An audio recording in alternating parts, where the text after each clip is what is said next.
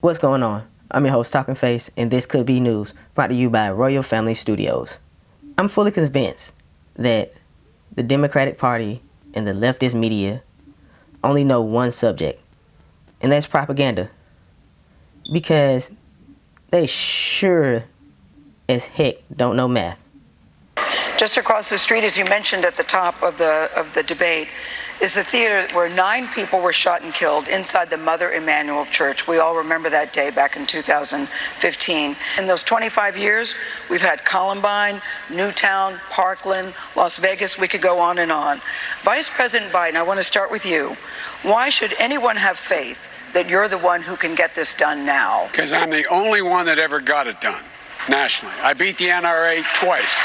I got assault weapons banned. I got magazines that could not hold more than 10 rounds in them. My friend to my right and others have, in fact, also given to the gun manufacturers absolute immunity. Imagine if I stood here and said we give immunity to drug companies, we give immunity to tobacco companies. That has caused carnage on our streets. 150 million people have been killed since 2007 when Bernie voted to exempt the gun manufacturers from liability. More than all the wars, including Vietnam, from that point on. Carnage on our street. And I want to tell you, if I'm elected and I'm coming for you and gun manufacturers, I'm going to take you on and I'm going to beat you. I'm the only one who's done it. And that's the newfound Democratic frontrunner for president. That is the nominee. Trump is going to eat him up. It's sad because he believes that. He believes 150 million people have been killed due to gun violence. He believes that half of the freaking country was murdered because of guns. If you believe that, then I got this bridge in Brooklyn that I want to sell you. But that's not the only case. When Democrats, I'm just not going to pick on Democrats, where the left, including the media, believes that numbers mean nothing.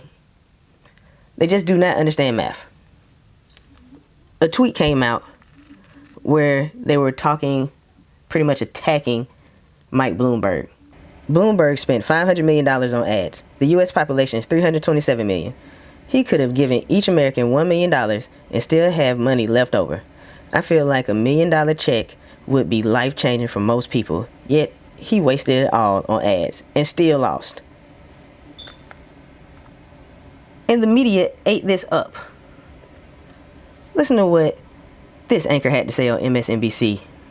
But you see it as a possibility if he wants to spend $1 billion beating this guy, he could do it.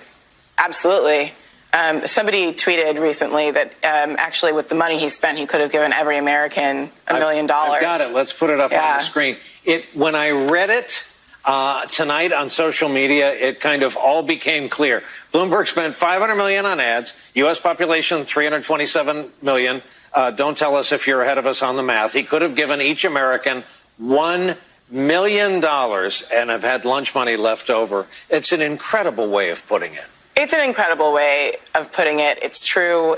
So, I don't know if you know how numbers work, but if the population is 327 million and Mike Bloomberg spent $500 million on ads, everybody couldn't get $1 million. That's dumb. And it's even dumber for people to have time to read this and still agree with it on live television as if it was fact. You had enough time to think about this before you agreed with it. But that's how propaganda works. You have to push the narrative and just be a parrot. No matter what it says, and no matter if you contradict yourselves. Because that's the same thing they did with the coronavirus. We're a little over a month in, and they're blaming Donald Trump for the virus. I don't see how that's possible because it started in China. The leftist news media pushes narrative saying that Trump isn't doing anything to stop the virus or to protect U.S. citizens by printing articles like from the New York Times which I don't know how they're still running, titled Trump's Calamitous Coronavirus Response. Or the New York Post saying how the White House protects Trump and his staff from the coronavirus.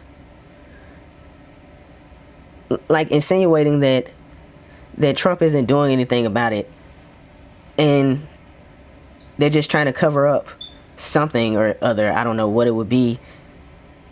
Trying to protect his ego. It's sad because at the beginning they were upset, calling him xenophobic, which is another statement that Joe Biden said, because he was banning U.S. entry from China flights and flights from Italy, which were two locations that had a pretty large outbreak of the coronavirus. According to Fox News, the coronavirus is now being blamed for 17 deaths in the United States, with 332 confirmed cases in the U.S. That's a pretty good number, and it's probably that low because Trump took action and banned certain flights from certain countries and took it serious. Now, if you don't think that's a low number, let's compare this to the Obama administration, because everybody loves Obama so much.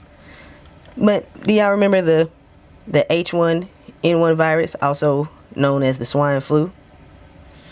Well, former President Obama, did not take it as serious.